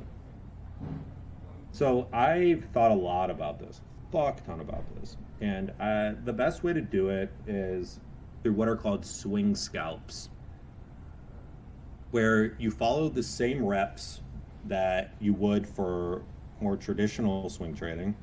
Like your layout would look the same as mine. You would have focus or your triggers, need more sideways, you'd have your scan. you would build your focus list off of your scan. So for example, let's pull up QBTS. If QBTS, pushes over 820, I'm gonna buy it, right? So the difference between the 30 EMA magic and what I would do would be you would sell like day one, essentially. You would sell by the end of the day, but you would size larger. You would size 20 to 25% as opposed to 5 to 15%. So what this does is it allows you to take more advantage of the initial move with higher size, but you don't have the overnight risk. So that's essentially what I did with the first SAE strategy, or the first SAE run, where I was taking, anywhere from 25 and 100% positions. And it's kind of a different part of the conversation that I'll get to. But it was allowing me to grow it as fast as possible. What's really, really important, though, I think, is to look at I know a lot of you guys are super young, and I know a lot of you have all the money within your life in your trading account. And that's a very different place than I'm at. So we really have to look at a percentage of our net worth as opposed to what's in our brokerage accounts. So, if you were to wager 25% of your net worth on any given trade, I think that's pretty difficult. I think that's pretty difficult to do. It would definitely not be good for mental health. But say you had a job and you got money elsewhere, and you're able to place 25% of your net worth in a brokerage account, then I think that taking 25% positions is perfectly fine. And so the fastest way to grow anything using compounding as the through compounding, which is literally the only way that you grow anything in life, is to buy and sell with the highest frequency possible. And then do that with high accuracy. The reason we're all attracted to swing trading is because it potentially gives us freedom. We don't have to be glued to the screens all the time.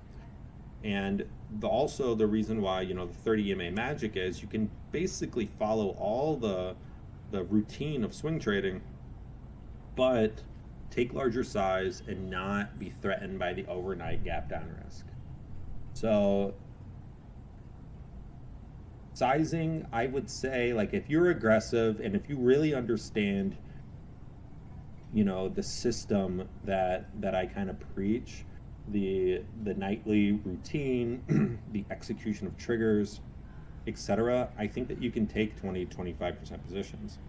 And then as for trailing, we're just going to hold on to that sucker as long as we can intraday, and then we sell kind of the same day. And then as our account grows and we get closer to the million, we may hold 1 to 2, 3 days and trail an actual moving average like the 5 or 10. But I would like to see you trail the 5-minute 50 EMA and until you get a close below, and then you just rinse and repeat, and that's kind of the fastest way you'll grow your account. You'll take advantage of short-term volatility. You'll get a lot of reps in. And then as your account gets bigger and your the setups become fewer and far between due to liquidity restraints, we're going to need to hold those positions longer. And I can touch on that more if you'd like, and why I say that. But yeah, your scan should scale in proportion to the liquidity of your account, your net liquidating value. If I was doing 30 EMA magic, I'd be selling almost 100% day one. If it's a 24/5 stock, I can hold it longer because we can exit overnight, which then I would just trail, maybe the 10 hourly. So if you bought HIMS, the Shoryuken of HIMS, using the 30 EMA magic or whatever short-term swing strap,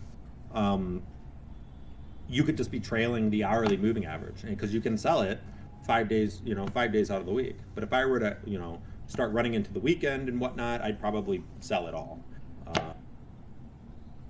When you talk about trailing intraday moving averages, are you looking for at your intraday with or without all? I keep extended on. Just keep it on for me. Because the stocks that we should be trading should have meaningful overnight action. For the most part, I think. I might renege on that, but yeah, I just leave it on.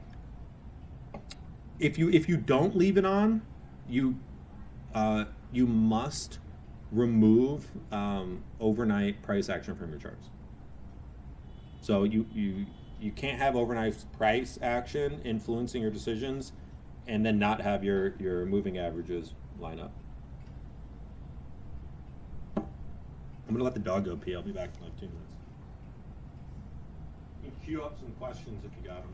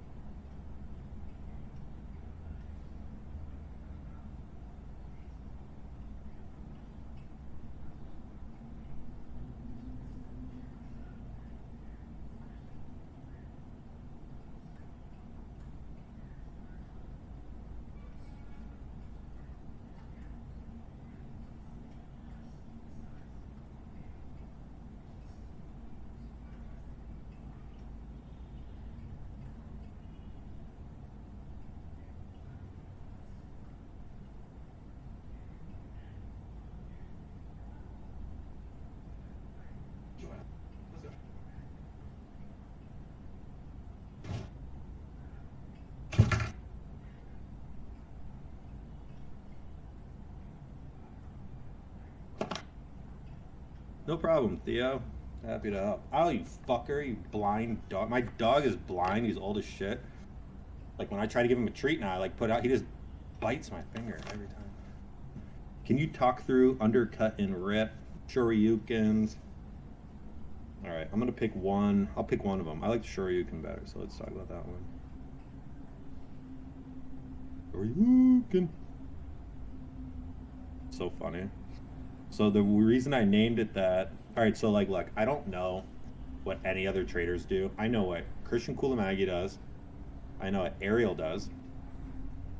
I know what Lucas Shortbear does a little bit. He's a fucking alien. But mainly just this queue. So I don't have names for setups that are common. I don't know. I don't read books. I just look at the charts and really just Koulimanagi. But some of the best Shoryukens, actually, there's a really good one on Hims. This was perfect. This is quintessential, actually. So big move up, 40% in a day or two. Sharp pullback, finds support on a rising moving average, purely 5 or 10, and then your buy level was 33.85. Pull up the Discord. I can look at the Shoryuken thread, and I know check out Wolf. That one had one on Friday, actually 78% move up, and then pulled back to the 5-day, held it, and then boom. Say Wolfie. Yep, that's one. Good eyes on. Yeah, absolutely. Huge move, pullback, bounce back. It's not as clean as some of the others. Hims had another one. Can't remember them all. There's right here. This was a really good one. So big move up on earnings, right? Pulls back, but it still didn't find super clean support. Let's look at, I want to say Serve maybe had one.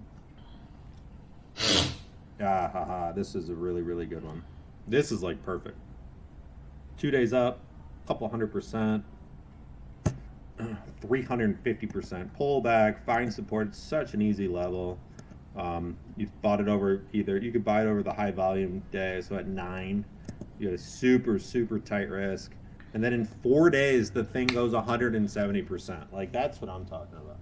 Let's go to, like, SOUM. I know SOUN had a bunch of them. Maybe not. Check out RR, the initial crazy move from 12.9. Yeah, that's and then on 12.13 it started to move back up. hard to even see it. Yeah. It just moves so crazy. I only have one screen, so I can't look at the thread or the channel in the Discord. I'll pull it up. Yeah. Yeah, just tell me a few of them, and I'll pull the chart up. Actually, Shoryuken is probably one of the most profitable momentum swing trading. TMC. Oh yeah, TMC. Let's see. I know Connor caught this one really well. It was fortunate the price action how it worked out, but Dom H. that's okay. It's too far. It's pulled in way too far. QUBT whenever it first started. Right down H. From this, right here. This was the Shoryuken. Yep. Right here. Beautiful. Over that tight day. So you're basically looking for a big move up, 1 or 2, 3 days, and then you have a really tight pullback, essentially. You have that tight day, and then you buy over it. But still, in that one day, the thing, and I bought it here, actually. It went 84% in one day. What's another one? Check out QUBT, the move from 2 to 9 in like 3 days. I think it was this one, right? Yeah. Oh my god, I don't want to talk about this. That one's beautiful. Oh god. Yeah, I had a lot of shares. That was right after the offering, but yeah, that one's pretty good. It's still not exactly it, but it's like a variant. Look, a lot of these. Oh, go ahead. No, like you should be able to find a real clean one, where it's just like 2 days up, 2 days down, sort of thing. I know there was one in not Uber, it's Lyft. LF. How do you spell it? LF. RDDT. Reddit. Yeah. After the EP. After the EP over 100. There was one really good one in Lyft. What had happened? It was like when I first realized the setup. Let's look at Reddit. MSTR. Back in Yeah, I know what you're this- talking about. It's a little flag. September 30th. Nothing here. BBAI, I think, had one.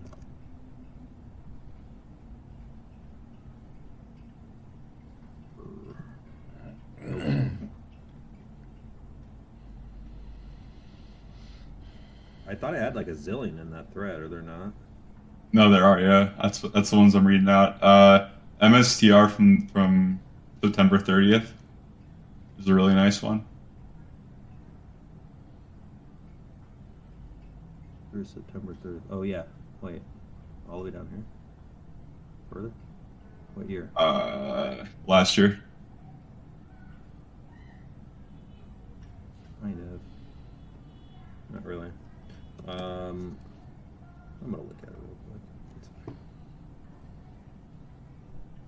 I mean, hymns honestly is like the perfect one in my mind.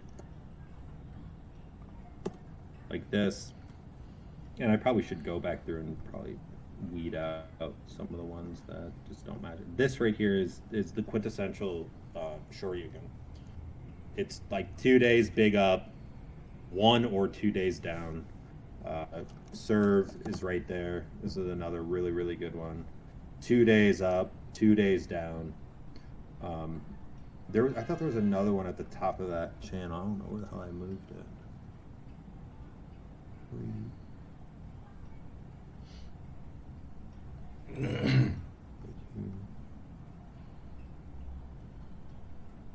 JNVR is one. Yeah, JNVR. LTRY was a perfect one. LTRY. Looks like JNVR. Yeah, JNVR right here. Big move up, 2 days down. And then it rips 400%. The other one was LTRY.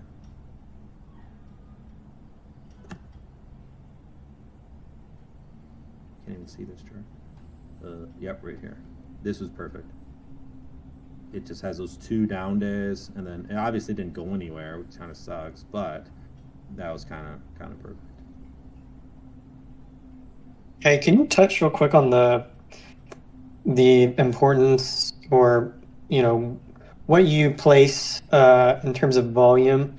Because like obviously looking at the LTRY here, I mean, yes, it had that inside bar as almost like a day 3 liquidity trap for the huge volume day, but then it kind of like really, the volume really trailed off like the next 2 days, and even wasn't very high. Oh, it's a super thin name. I mean, your account would have to be super small to play it. I put it on I put it in the model book just because of the chart. So ignore the rest of it, Herb. Like, yeah, I mean, you're looking at everything. No, the volume, like, it sucks. I love the volume dry up. Yeah. Like dried up going down. Yeah, for sure. We would have wished that last day would have been huge volume, but that probably also plays into the, like the further outcome of this chart. It just fizzled and died, right? Yeah, I mean, because a lot of the small cap games, they do something similar where they just don't have, they might have a nice chart pattern, but then the volume is totally dried up, and there's just not like. I hear you, dude. I hear you. It's not actionable. I hear you 100%. That's like. So what I said, my ethos is built on continual improvement. Continual improvement is essentially, well, I mean, obviously it's what it is, literally, but like, places that it's come from, where I learned it from is through like Lean Six Sigma, systems building, operational excellence, not waste, not having waste. That's why I only have one screen, one scan, etc. Like, I look at everything else as waste. But in the spirit of continual improvement, I made a tweet last week about kind of this thought that I had, kind of this epiphany about, with the advent of 24/5, is it better to trade a HIMS than it is better to trade MBOT, or these other kind of illiquid, offering prone stocks? And I don't know. It's a hard one. It's a hard one to answer, because I look at Louis. Hello, sweetie. I'm talking to all the stock guys. Well, I'm just I look at HIMS, and I'm like, man, if like a small account got a 25% position into the short Yukon, right? You're up 25% on that 25%, headed into earnings with a nice cushion, and you have 24/5 access, and you don't have any offering risk, and you have the range. This thing's trading at 11.5 APTR. So like, I think the big, like, dude, even TSLL is 24/5 now. So like, it's like this thing has fucking 15% APTR, and there's zero offering risk, and it's 24/5. It almost got you on risk though. Yes, it does. It definitely has that, which is tremendous. Don't get me wrong, it's tremendous, but which makes it. Yes, you know what I mean? Yeah. Sorry, I won't. I know. Like, let's remove that and don't fuck up my example. It doesn't have offering risk, and it has infinite liquidity, and it's, I don't know, bros. Like, to me, it changes the small account edge dynamic. That why I called it SAE, right? Like, somebody here has to know. Let's see. Does anybody know why I actually call it SAE? I didn't create it. It's because Qualamaggy. He spit small account edge. Yes, you got it. Abomination. Is it what? Holy fuck, that's such a good name. Abomination. And then you have Is that Ice Spice as a profile picture? It's insanity. Who are you? You're the smartest person here. God damn it. Fucking genius. And I like the fact that you knew that it was Q too. All right, chill out, bro. Yeah, she is though. Look at like PLTU for example. I think that's 24/7, and that's 2x PLTR, which is trading at like 880R right now or something crazy. That's what I'm saying, dude. With the advent of, it's interesting how laggy the price action is. It's these leverage ETFs. They all settle differently. Yeah, it's weird, but yeah. Anyways, I don't even know where we're at. Yeah, I don't know if we need to trade. Like, okay, like, all right, dude. Even Rigetto is 24/5, right? Is Rigetto? Yeah, it is. Dude, Rigetto is 24/5. This might be really worthwhile exploring. Like, kind of changing the SAE strategy where it's like, we only trade 24/5 names. Because if it's not 24/5, it's not worth a damn. Pause. Spot is not 24/5. Explain me that. Facts aren't 24/5. Why is Spot not 24/5? Like, who is the person that makes the decision? And why did they not include Spot? Isn't that kind of like fishy? Weird? Yeah, he didn't eat lunch though. Yeah, he ate the whole thing. I put chicken stock in it. And I put olive oil in it. He loved that. I cooked a chef bourguignon for our boy. Yeah, gourmet. Gourmet, s'il vous plaît. Yeah, they can hear you. What do you have to say? You don't want to say hi to him? Damn. Sorry, guys. Because you're a celebrity. Because you just are. There's an emoji made after you. Why? It looks great.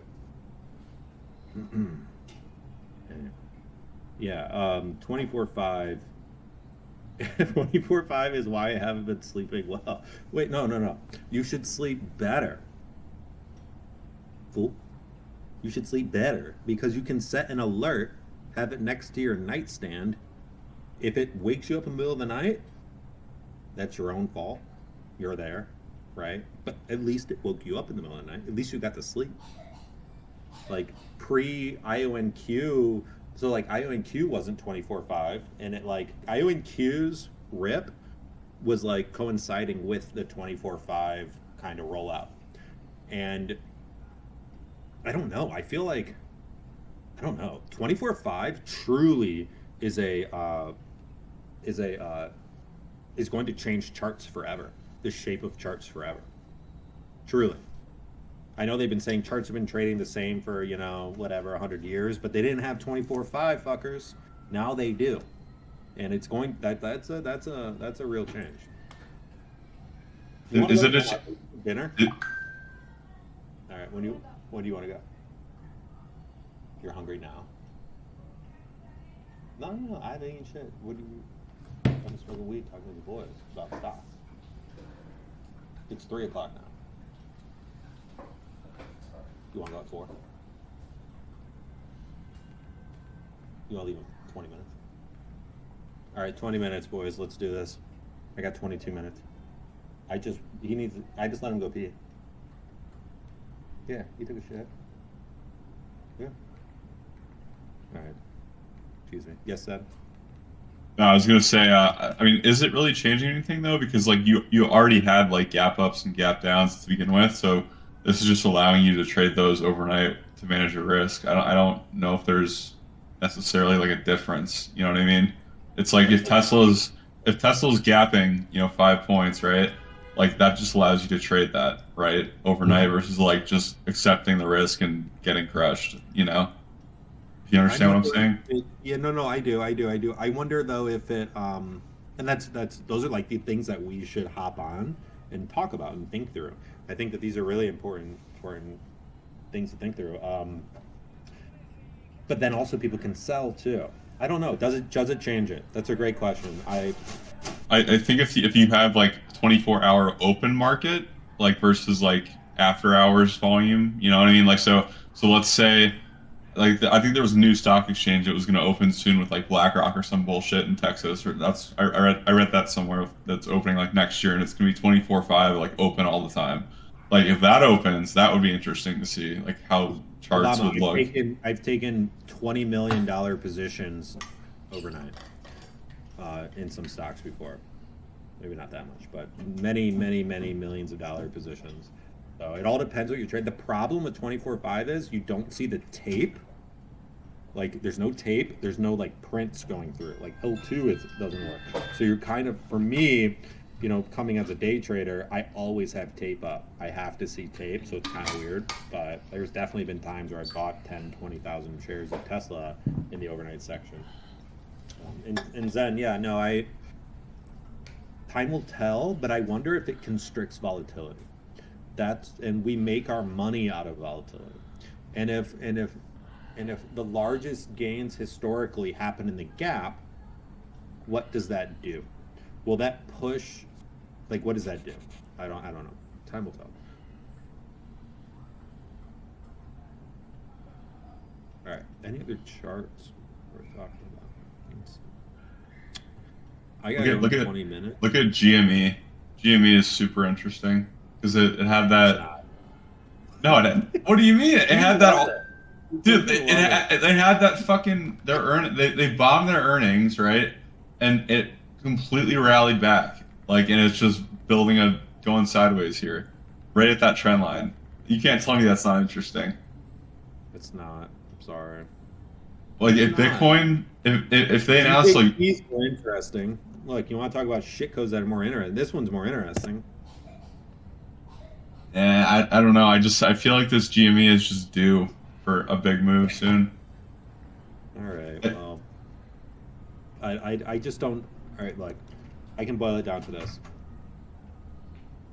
I just don't see it. God damn it. I mean, like, I see this big, you know, behemoth of a monstrosity of a range, but can we just focus on shit that like actually like looks great? Well, it's a Bitcoin name too, though. Now that's what I'm saying is like, it's mini MSTR. That's what it is now. No, you cannot be clogging the airways with that shit. All right, let's see.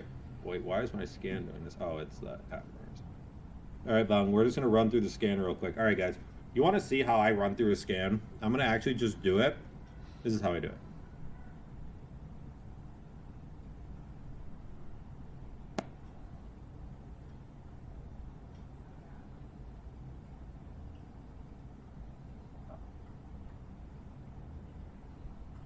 Get the fuck.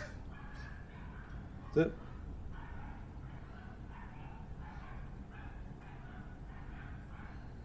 When something catches my eye, go back to it. I know I showed Emil this once and he like kind of lost his shit. Yeah, all the strong ones are at the top. Oy. But yeah, I usually go through it like that. Probably not very good. That's crack, dude.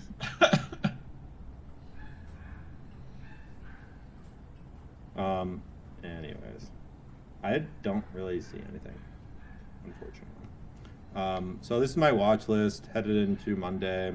I have Amazon. I have this little flag. I have an alert. Well, I'm going to set an alert. I just really don't want to buy anything this week in my account. I'll probably be doing all sorts of fucking gymnastics in the small account. This one I want to shorten the small account. I fucked it up so bad. Oh, it's so annoying. I shorted it, I think here. And then I came back and I was wicked out. And look at this fucker. Oh, it's so frustrating. 20%. I think I was full port too. WW, another one. dude, like they just been doing me so wrong. I caught the long on that one. That was sick. Yeah. Yeah. Well, No care for my well-being. that's I actually a literally- perfect example of what I was talking about earlier. With like large cap gets news and small cap like follows that. Like him's got the GLP-1 news, and then like Weight Watchers same day, 100% I get it. move. You could look for like sympathy plays and things like that, but I mean, That's what I mean. fine. Yeah. If you want to build it into your strategy and like I like do it, but like for me, it's too complex. And if I need that sort of like maybe that'll help like for so I can compartmentalize my thinking into I have mandatory requirements and then I have bonus points. So like that could go into the bonus point section where you kind of see you see that correlation and then like that gives you extra conviction. Like that's like conviction points. You could coin them. But these are things that should go into your system where like you have these minimum requirements. And if those minimum requirements are met and it triggers, you take the trade, it's that binary. But the conviction points are what allow you to take more size. So if you have no extra conviction points, you're taking normal size. But then if you have that extra conviction point where you see hims going, right, like it may allow you to take an extra bump in position size, right? But this exact same fucking thing happened. I shorted it here. I got caught in a clear out. And then look at it. Like, literally, it's down 50%. Like, oh, man. Like, I know my small account edge. Like, I'm obviously being super transparent with you guys. And it looks terrible.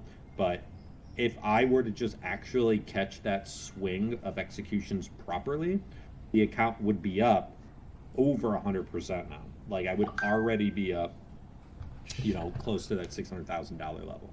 And hopefully that would, well, if I was at the $600,000 level, then I would have about $2 million in buying power. I would probably, if Palantir triggered, I would take $1 million position short and scoop up probably a 10 or 20% gain. That would then put me to like 800,000. Then I would have 3.2 million in buying power, and then I would just sit and wait for the next longs. And then I would take that 3 million and I would split that up probably into about 4 longs. Like I could seriously see myself, catching, if I caught a good market environment, I bet I can get it to 10 million in like 6 months. Now I just jinked myself. Now I'm gonna blow this fucking thing up. But yeah, that's kind of how I view it. I can't be this nimble with the other account. But that's kind of where I'm at. But at least it's even. Actually, yeah. Let me share my screen. I'm gonna look at that real quick, and then I gotta go. I got like 13 minutes. All right, how do I change screen?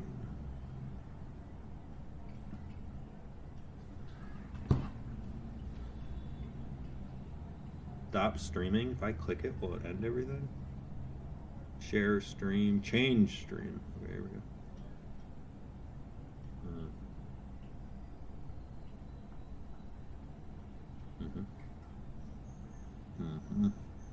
I don't want to expose anything that you guys can't see. All right, let me pull it up because I want to go over like the SAE tracker thing.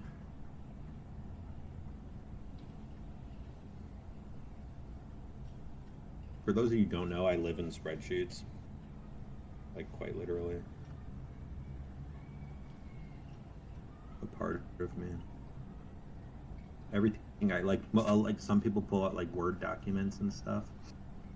I go to a spreadsheet. I don't even like people that type in Word documents. I know Tanner's probably not gonna like. Oh, here it is. All right, sick. All right, go live. All right. Can you see it? Oh fuck, you can see all my other stuff. Whatever. I'm gonna hide my bookmarks so you can't see all my porn stuff. Oh shit, somebody's recording this. Alright, whatever, I don't even care. Nothing sensitive. Alright, so as you can tell, I've sucked. I think I had one day that was decent. Yeah, my height was 351, which is actually pretty decent. So the way that this is set up is essentially I enter my end of day balance here. It should be like the 8 p.m. balance. Sometimes I'll type it throughout the day.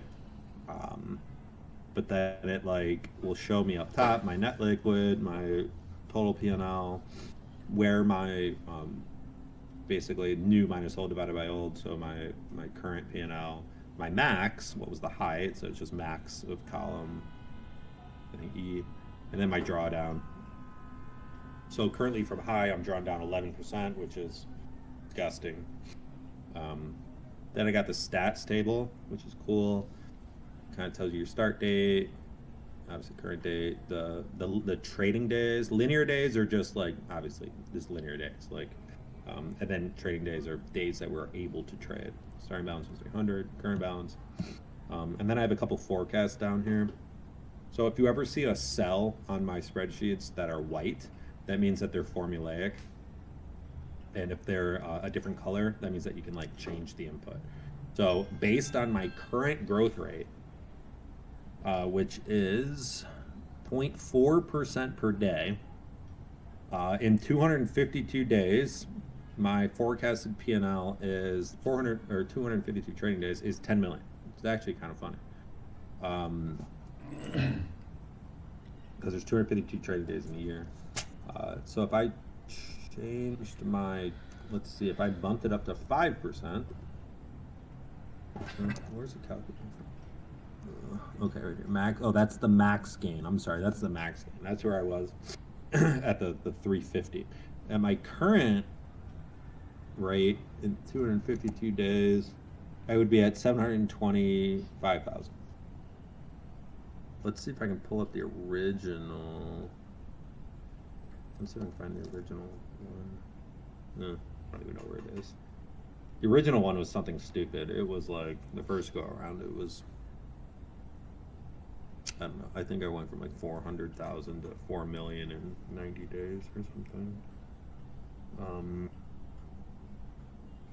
Yeah, but anyways, I really need to pick it up here, but it won't take much. So there's my equity curve, which looks like one of those stocks my mom bought. Here's a risk to reward calculator, which is cool. Any of you guys can copy this too. You just click file and then make a copy and make your own copy. I know Connor made his own copy and he's using it on a daily basis. It just kind of keeps you grounded.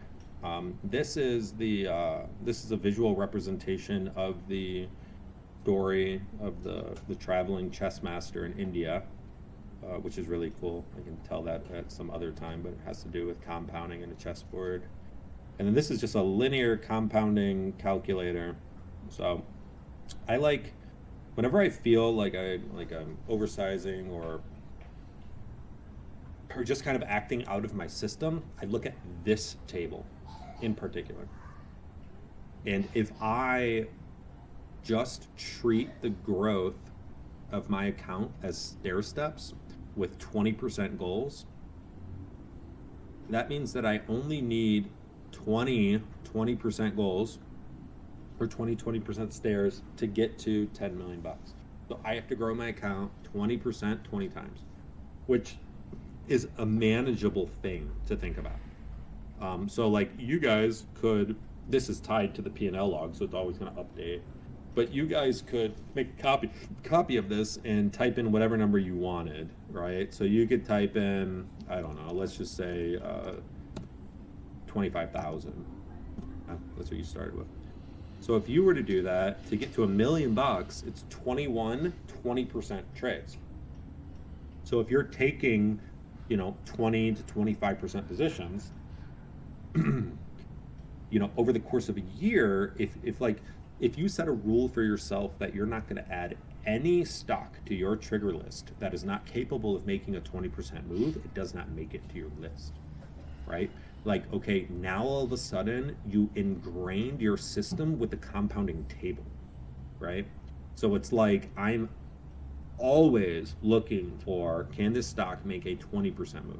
You could change it. You could be like, yo, can this stock make a 100% move? Okay, because 25,000, 100% or 100% moves, just, I don't know, 10 times, you're at 12 million bucks, right? So you have to find literally 10 stocks that are capable of making 100% moves. and focus on that.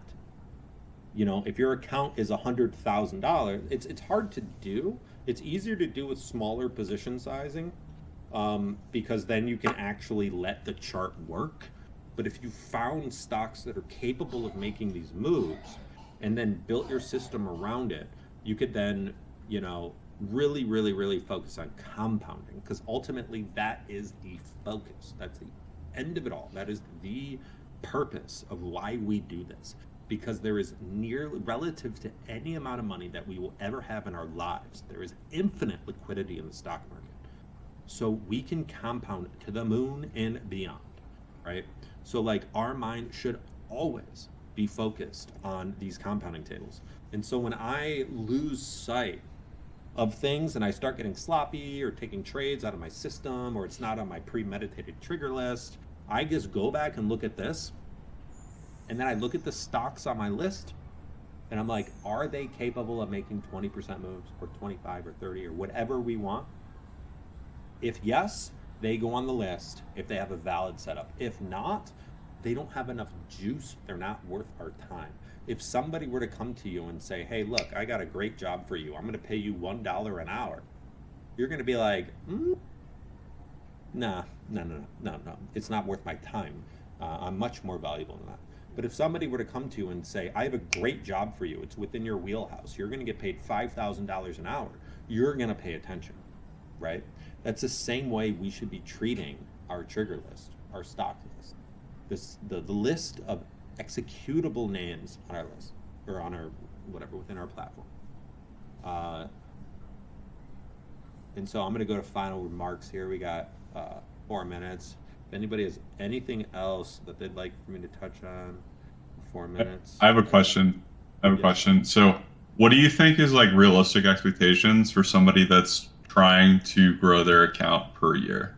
Because I've seen a lot of people, I think recently, you know, thinking that the 2024 market is going to be like the market every year. And I think that's really put people's expectations out of whack. And so I was curious as to your opinion on like what people should expect, you know, because as Q says, there's no expectations. You should not have expectations. You should perform against the opportunity set. So these stairs, every one of these rows on this spreadsheet, consider a stair. It's a 20% stair, a 20% growth in your account. Now in 2024, all 20 of those stairs could have occurred within that year. While in 2022, you literally may have gotten 5 stairs, right? So you cannot have an expectation. It must be relative to the opportunity set. And the opportunity set should be defined based on setups, of which we didn't really talk about at all on this call. We didn't really talk about the founding principles behind over the entire system, which is the actual chart pattern itself, which is actually the big move up, the pullback, the undercut, the find support, the reclaim, the surf, the get tight, the expand. Like that is the fundamental chart pattern for which everything else I talked about today rests upon. And I know a lot of people here listening don't actually even have a core understanding of that. And that is the building block. That is the oh fuck, you destroyed the Jenga tower block. If you pull that out, Jenga's fucked. That is that.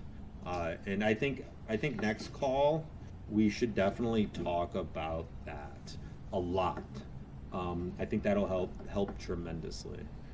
So to answer your questions, then, for my way of trading, I have no expectations. The expectations are based in the length and quality of my watch list. If the length and quality of my watch list is abysmal, I have 0 expectations. If I have 10 triggers, I want to perform. That means that the market's doing well. It's that simple. I don't need to look at the indexes. I don't need to look at any other metrics. I don't need to look at cut data. I don't need to look at gold. I don't need to look at TLT. I don't need to look at anything else to have an understanding of the health and quality of the market. It's really that simple, but people want to make it more complex. My expectations are, fuck, we're America. We're the best ever. We should just keep going up. The market's been going up forever. I mean, that's like my general expectation. But for like the rest of the year, I don't know. It's hard to tell. It's hard to tell. So, in the last minute, I just want to say thank you for chiming into my impromptu Chart Talk episode 1 on this glorious May 3rd. I hope somebody was recording it. What up, Jack? See you down there. Hope somebody was recording it. I know Fluke records pretty well, so if you can, please share with people, and maybe we can post this up elsewhere. I know some people probably a little perturbed that I didn't announce this in advance. Bung, do we have anything going on next Saturday? Do you know if are we going anywhere?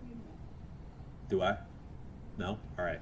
Next Saturday, we're going to do the same thing. Tell your friends, tell your wives, tell your dogs, and we'll do the same thing. So come stacked with questions and thoughts. I want to get past the point of questions, and let's think together. I like thinking. Answering the questions is great because it helps me think through stuff, and it makes me better. But we can answer these basic questions, and everybody will have an understanding of the system soon enough.